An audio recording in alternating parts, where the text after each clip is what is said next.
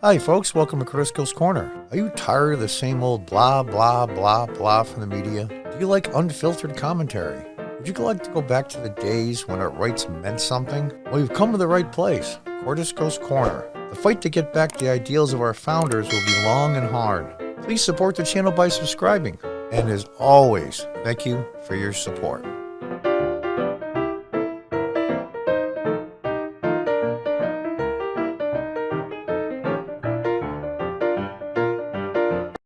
Hi, folks. Welcome back to Crisco's Corner from redstate.com. Joe Biden speaks in Houston. What follows should make you question everything. I want to preface this by the fact that I am not a big Biden fan. I wish the man well. I wish no harm comes to him physically or mentally. I am a Trump supporter. I'd vote for Trump tomorrow if I could. I want to make that clear up front. But I'm not here to humiliate the man. I'm not. Because frankly, what I think's been going on, and considering his mental state and his age and how it's affecting him, I thought he did very well at debates. Really considering. But I think what we're going to see here is in part elder abuse. I'm sorry. I hate to be that blunt and that frank. I think, and don't get me wrong, Joe Biden was never the sharpest knife in the drawer, but he spoke and his thoughts and his speech. He did have a small stutter. A lot of people do, no big deal. But what you're seeing here is not that. And I don't know how he got through the inaugural address plus the debates. I don't know if he gets a lot of sleep. He's taking some prescribed, notice it said prescribed, medication. I don't know. But let's read on with the story, then I'm going to show you the clip at the beginning. Earlier today, according to the writer of the article, I wrote on Joe and Jill Biden doing yet another joint interview, which you see that a lot.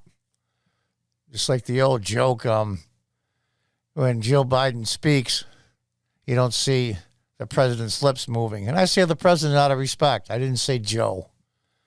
I would say President Obama if it was the right circumstance. I have respect for the office. I'll start again. Earlier today, I wrote on Joe and Jill Biden yet doing another joint interview in which the latter basically asserted herself as the president's puppet master. That's a little strong, but more like babysitter, I think would be accurate. Yet that's far from the only disturbing episode that Joe Biden has had lately. After waiting nearly 2 weeks to respond, he finally left the bunker and headed down to Texas to do a photo op in the wake of a massive winter storm. A normal president would have been there meeting with FEMA officials surveying damage a week prior, but we obviously didn't have a normal president. Therefore, instead of getting a public address when it mattered, what we get this far, too little performance that should leave you questioning everything. See, I'm much younger than President Biden, and I have trouble reading myself, but this is something different. Mispronouncing words, skipping words you're reading. This is something else. If you watch the clip, he flubs Sheila Jackson Lee's name, calling her Shirley after stumbling around. Then he starts tripping all over himself to list the rest of the names his handlers have given him. Eventually, he devolves into asking, what am I doing here? Because this is totally normal or something. To be clear, what is in that clip is not a stutter. A stutter does not make you say the wrong word, nor does it cause you to be unable to read a list of names. It doesn't even stop you from speaking in a manner that is otherwise understandable. What a stutter does is exactly what the word purports. It causes a stoppage on and a repetition of certain sounds.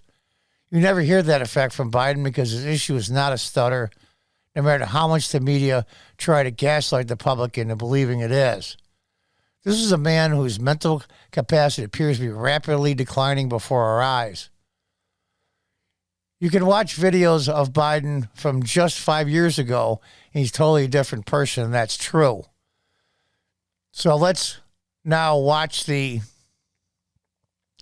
short clip. It's just a few seconds long of President Biden introducing some of the people that are there with him when he flew to Houston, Texas. And Representatives Shirley Jackson Lee, Al Green, Sylvia Garcia, Lizzie Pinelli, Pinell, and what am I doing here? I'm going to lose track here. And Mayor Turner, Judge Adele. Well, you saw the clip. And actually, I'll tell you the truth, it pains me to see that. It really does. I'm not trying to be a dick here. I'm really not. It is what it is. And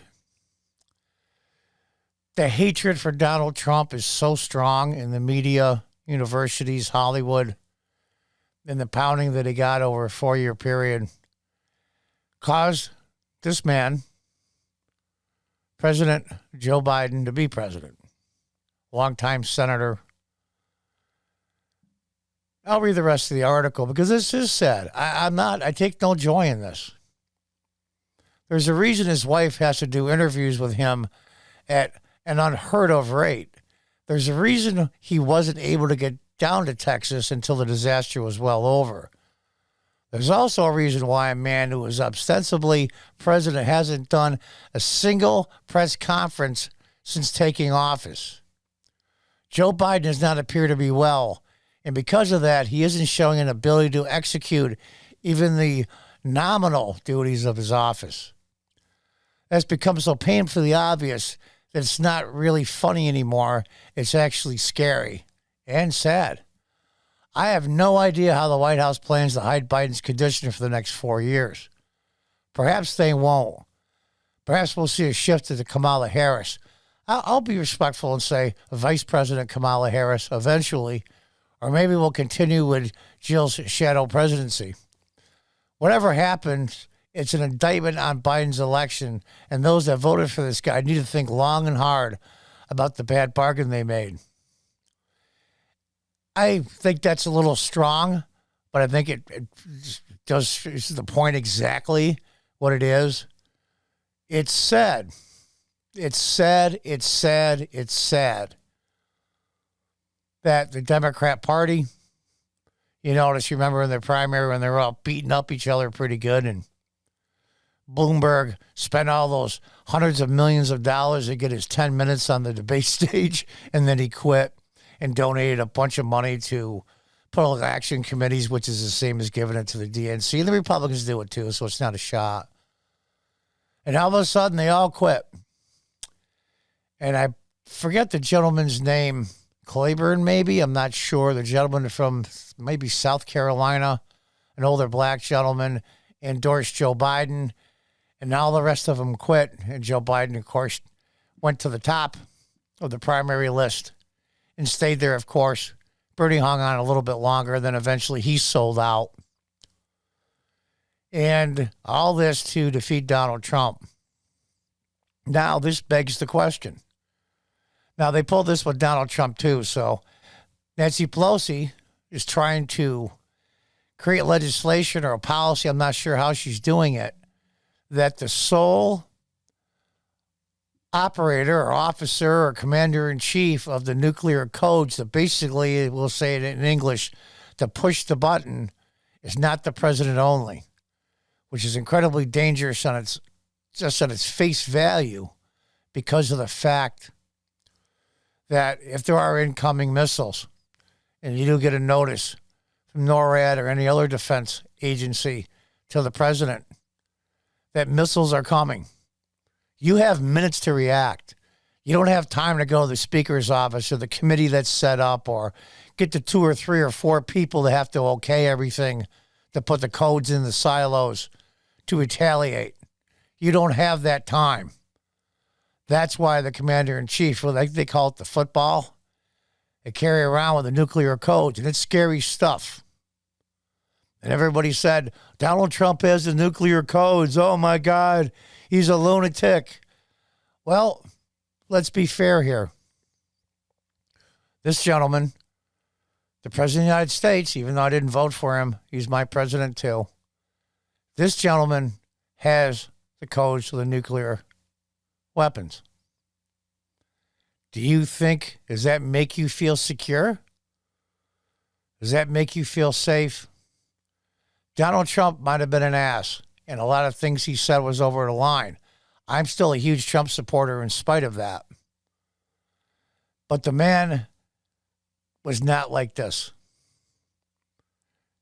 You might not have liked his policies. You might have liked Trump's mouth, how he talked on Twitter, and all the other things he did just to go down the media, which a lot of it I encouraged because it was great to watch.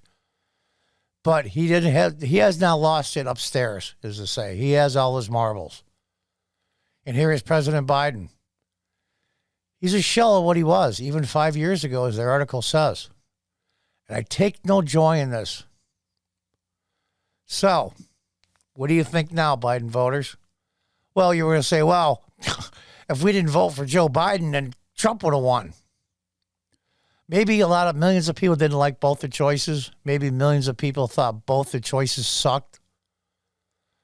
But by far, Trump was a better choice out of the two.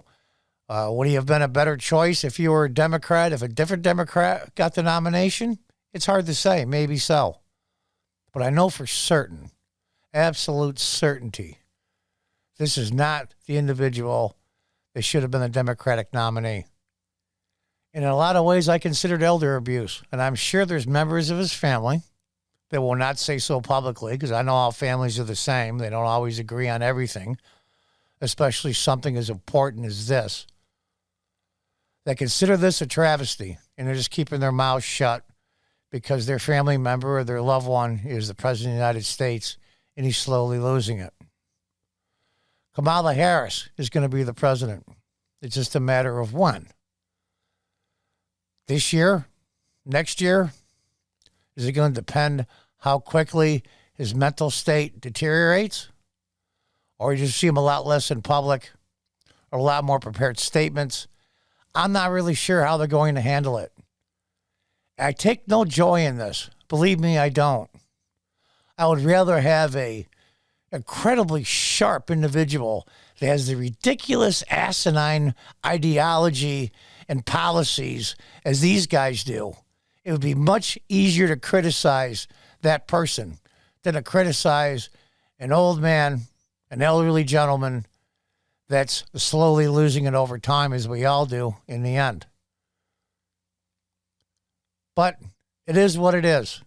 So as sad as this is, I'll ask Biden voters, and I do it all the time on my YouTube channel here. This is what you voted for. This is what you voted for when you voted against Donald Trump. You didn't vote for Joe Biden. You voted against Donald Trump. And here we are. Do you think it was worth it? Until next time, folks, goodbye and good luck.